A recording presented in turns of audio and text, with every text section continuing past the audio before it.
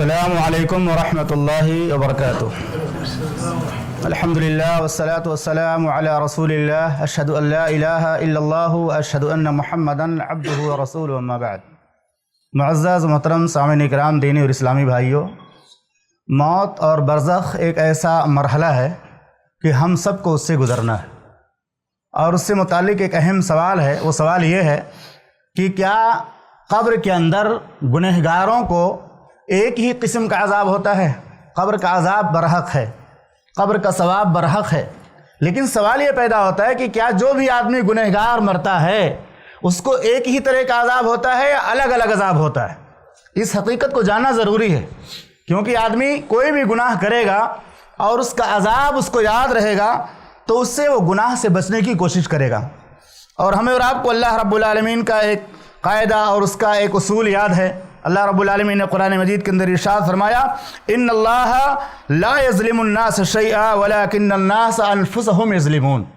ये अल्लाह का उसूल है कि अल्लाह नेकी का सवाब उससे कई गुना ज़्यादा देता है, लेकिन अगर कोई गुनाह करता है तो उसकी सज़ा उतनी ही देता है जितनी अल्लाह ने तय कर रखी है।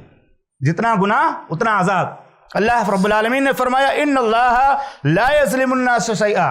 अल्लाह ताला लोगों पर जुल्म नहीं करता, वलाकिन्नन नास अनफुसहुम यज़लिमून, लेकिन लोगों अपने नफ्सों पर जुल्म करते हैं। ये सूरह यूनुस की आयत है 44 नंबर की।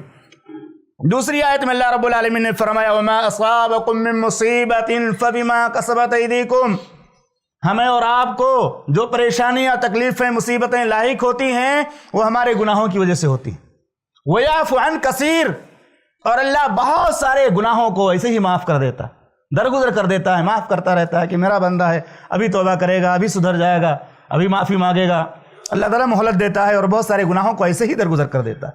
अगर हर गुनाह पर पकड़ करे अल्लाह ताला तो इस ज़मीन पर कोई बाकी रहेगा? कोई बाकी नहीं रहेगा। इसी तरह से सूरतुल अनाम की बड़ी वाज़ेह आयत है।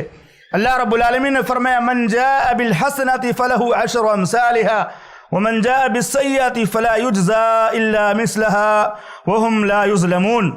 अल्लाह रब्बुल आलमीन ने फरमाया, जो कोई नेकी लेकर आएगा, नेकी, तो उस नेकी का बदला कम से कम 10 गुना और उसके अलावा 700 गुना उसके बाद, उससे ज़्यादा भी अल्लाह ताला देता है।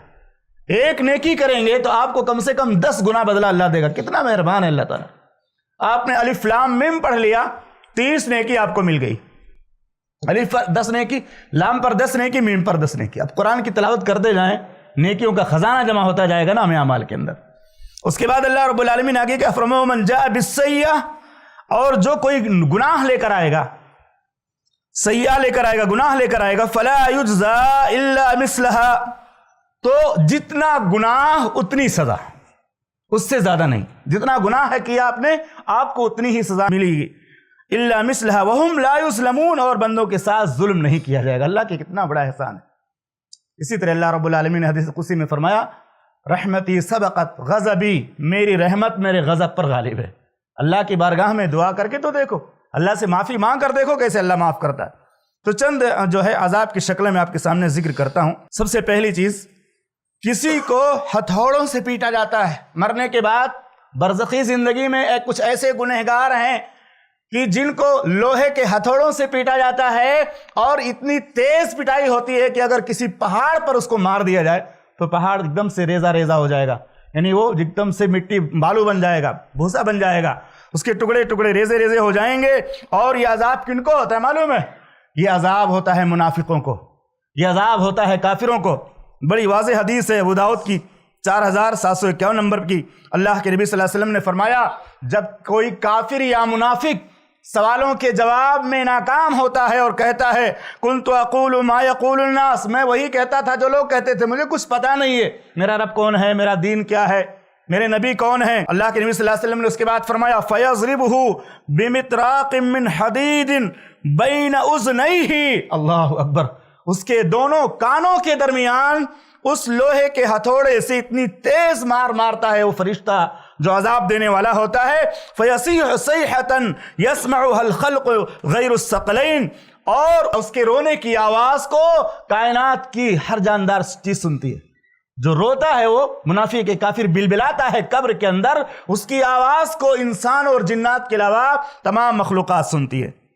نمبر 2، کس پر قبر تنگ کی جاتی ہے؟ خاص طور سے منافقوں اور کافروں پر، اور بھی لوگوں پر اس طرح کا عذاب آتا ہے، لیکن خاص طور سے مسند احمد میں کافروں اور منافقوں کا تذکرہ کرتے ہوئے محمد رسول اللہ صلی اللہ علیہ وسلم نے فرمایا کہ وَيُضَيِّقُ عَلَيْهِ قَبْرُهُ، اور کافر اور منافق کو جیسے قبر میں ڈالا جاتا ہے، وہ سوالوں کے جواب میں ناکام ہو جاتا ہے، اس کی قبر اس پر تنگ کر دی جاتی ہے، ادھر کی پسلیاں ادھر اور ادھر کی پسلیاں ادھر باہم اس طرح سے مل جاتی ہے۔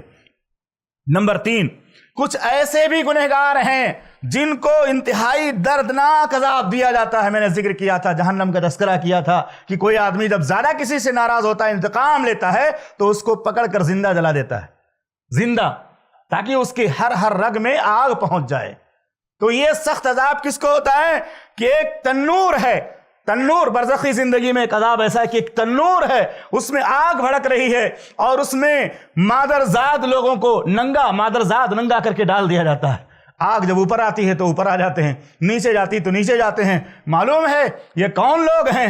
وہ لوگ ہیں جو زنا کی لذت حاصل کرتے ہیں، بدکاری کی لذت حاصل کرتے ہیں، 10-15 منٹ کے جو ہے انجوائے اور مزے کے لیے وہ سوچتے ہیں کہ ہم بچ جائیں گے، لیکن اگر کوئی زانی زنا کرتا ہے اور توبہ نہیں کرتا ہے، بغیر توبہ کی وہ مر جاتا ہے، محمد رسول اللہ صلی اللہ علیہ وسلم نے فرمایا ایسے شخص کو اس آگ کی تنور میں ڈالا جاتا ہے، اور وہ کب تک عذاب ہوگا کسی کو پتہ نہیں ہے، کب تک وہ جلے گا اس تنور کے اندر۔ آپ غور کیجئے، جو اللہ کے مخلص بندے، جو ڈرنے والے بندے، یہی تو کہتے ہیں جب کوئی صاحب منصب اور صاحب جمال عورت گناہ کی دعوت دیتے تو کہتے ہیں اللہ سے ڈرتا ہوں، میں اللہ سے ڈرتا ہوں، مجھے اللہ کا ڈر میرے اوپر غالب ہے، اگر میں یہ کام کرتا ہوں کوئی نہیں دیکھ رہا ہے، 10 منٹ کے جو ہے مزے کے لیے ہم کتنا بڑا عذاب اپنے آپ پر مسلط کر رہے ہیں۔ تو یہ گنہگاروں کو، زانیوں کو، زناکاروں کو یہ عذاب دیا جاتا ہے۔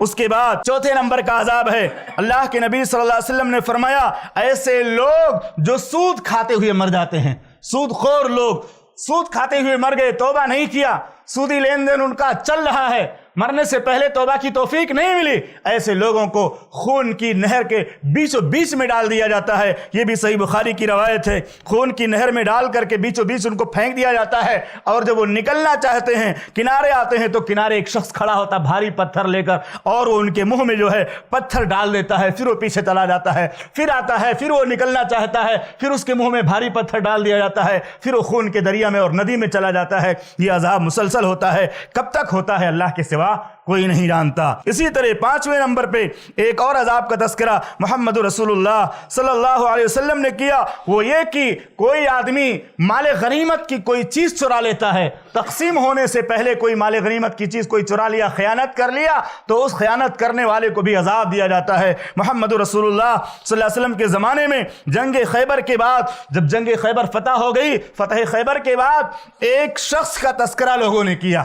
کیسے تذکرہ کیا کہ اللہ کے پیغمبر یہ تو آدمی شہید ہو گیا، فلاں آدمی کو شہادت مبارک ہو، ہنی اللہ بالشہادہ، اس کے لیے شہادت مبارک ہو۔ اللہ کے نبی صلی اللہ علیہ وسلم نے فرمایا قسم اس ذات کی جس کے ہاتھ میں میری جان ہے، وہ چادر جو اس نے خیانت کی تھی، مال غنیمت کی چادر اس کو ملی تھی، اس نے جو ہے نبی صلی اللہ علیہ وسلم کو نہیں دیا، تقسیم ہونے سے پہلے اس نے اس کو چرا لیا تھا، مال غنیمت کی جو چادر تھی جو اس نے خیانت کی تھی، وہ اس کے اوپر آگ بھڑکا رہی ہے، اس چادر کی وجہ سے اس کو عذاب دیا جا رہا ہے۔ اسی طرح سے ایک اور تذکرہ ہے عذاب کا، اللہ کے نبی صلی اللہ علیہ وسلم نے فرمایا کہ ایک شخص کو گدی کے بل لٹکا دیا جاتا ہے، یعنی پیر جو ہے وہ اوپر ہوتا ہے اور سر جو ہے نیچے ہوتا ہے، اس طرح سے گدی کے بل جو ہے الٹا لٹکا دیا جاتا ہے، الٹا لٹکانے کے بعد اس کو جو ہے اس کے باچھوں کو چیرا جاتا ہے، یہاں سے لے کر کے یہاں تک اور یہاں سے لے کر کے یہاں تک اس کو چیرا جاتا ہے اور اس سے خون جاری ہو جاتا ہے۔ محمد رسول اللہ صلی اللہ علیہ وسلم نے فرمایا یہ عذاب ان لوگوں کو ہوتا ہے جو رمضان کے مہینے میں یا روزہ رکھتے ہوئے افطار کے ٹائم سے پہلے افطار کر لیتے ہیں، روزہ افطار کا ٹائم نہیں ہوا پہلے افطار کر لیتے ہیں۔ اللہ کے نبی صلی اللہ علیہ وسلم کو برزخ میں یہ عذاب دکھایا گیا، اور ایک دشوار گزار پہاڑی تھی، بہت اونچا پہاڑ، اس پر لے جایا گیا، آپ کو دکھایا گیا، آپ نے پوچھا یہ کون لوگ ہیں؟ آپ صلی اللہ علیہ وسلم کو فرشتوں نے جواب دیا، جب آپ صلی اللہ علیہ وسلم نے پوچھا یہ کون لوگ ہیں، کن کو عذاب دیا جا رہا ہے؟ تو فرشتوں نے کہا یہ وہ لوگ ہیں جو رمضان میں یا کبھی بھی روزہ رکھتے تھے، لیکن روزہ افطار کا وقت ہونے سے پہلے، روزہ افطار کا ٹائم ہونے سے پہلے جو ہے یہ روزہ افطار کر لیا کرتے کرتے تھے۔ اور اسی طرح سے ایک اور عذاب ہے، اللہ رب العالمین ہماری حفاظت فرمائے، اور یہ عذاب اکثر ان لوگوں کو ہو سکتا ہے جو 4 وقت کی نماز میں رہتے فجر میں غائب رہتے ہیں۔ 4 وقت کی نماز تو پڑھتے ہیں لیکن فجر میں غائب رہتے ہیں۔ محمد رسول اللہ صلی اللہ علیہ وسلم کو یہ عذاب بھی دکھایا گیا کہ ایک شخص ہے اور اس کے جو ہے سر کو پتھر سے کچلا جا رہا ہے، جب اس کو پتھر مارتا ہے عذاب دینے والا فرشتہ، اس کا سر چورا چورا ہو جاتا ہے، پھر جیسے پتھر اٹھاتا ہے پھر صحیح ہو جاتا ہے، ایسے اس کو عذاب دیا جا رہا ہے۔ محمد رسول اللہ صلی اللہ علیہ وسلم نے فرشتوں سے پوچھا یہ کون ہے، کون مجرم ہے؟ تو آپ صلی اللہ علیہ وسلم کو فرشتوں نے جواب دیا کہ یہ 2 طرح کے گناہ کرنے والے لوگ ہیں۔ ایک وہ لوگ جو قرآن پڑھ کر بھلا دیتے تھے، قرآن پڑھتے تھے اس کو فراموش کر دیتے تھے، بھول جاتے تھے، اور دوسرے وہ لوگ جو فرض نماز ہوتے ہوئے میٹھی نیند لیتے تھے، جان بوجھ کے بستر پہ سوئے ہوئے ہیں، بیدار ہیں، جگ رہے ہیں، اس کے باوجود نماز فجر میں نہیں آتے۔ میں نے دیکھا ایک مسجد ہے، پیچھے شوچالے ہے، کمبخت وہاں شوچالے کے سامنے کھڑا ہو کر دستک دے رہا کہ کھولو دروازہ، توفیق نہیں کہ نماز بھی پڑھ لیں، وہاں پیشاب اور پخانے کا بھی انتظام ہے، مسجد میں شوچالے بھی ہے، ٹوائلٹ بھی ہے، باتھ روم بھی، سب کچھ ہے، لیکن ایسے جو ہے بدقسمت لوگوں کو نماز کی توفیق نہیں ملی۔ اس کو کھٹکھٹا رہا ہے غیر مسلم کو کہ دروازہ کھول دے، مجھے حاجت ہے، لیکن بغل میں مسجد ہے، وہاں جا کر کے پہلے قضائے حاجت پوری کر کے نماز پڑھنے کی توفیق نہیں ملی۔ کتنی بڑی بدنصیبی کی بات ہے۔ اللہ سے دعا ہے کہ رب العالمین ہم تمام مسلمانوں کو عذاب برزخ کو یاد کر کے اپنے آپ کو گناہوں سے بچانے کی توفیق عطا فرما۔ رب العالمین ہمیں دنیا میں رہتے ہوئے آخرت کی تیاری کرنے کی توفیق عطا فرما، ایمان کے ساتھ موت نصیب فرما، آمین۔ وصلی اللہ علیہ نبی الکریم۔ السلام علیکم ورحمۃ اللہ وبرکاتہ۔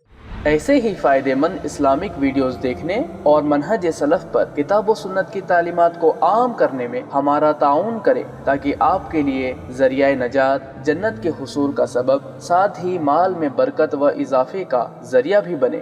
آمین۔ جزاک اللہ خیرن۔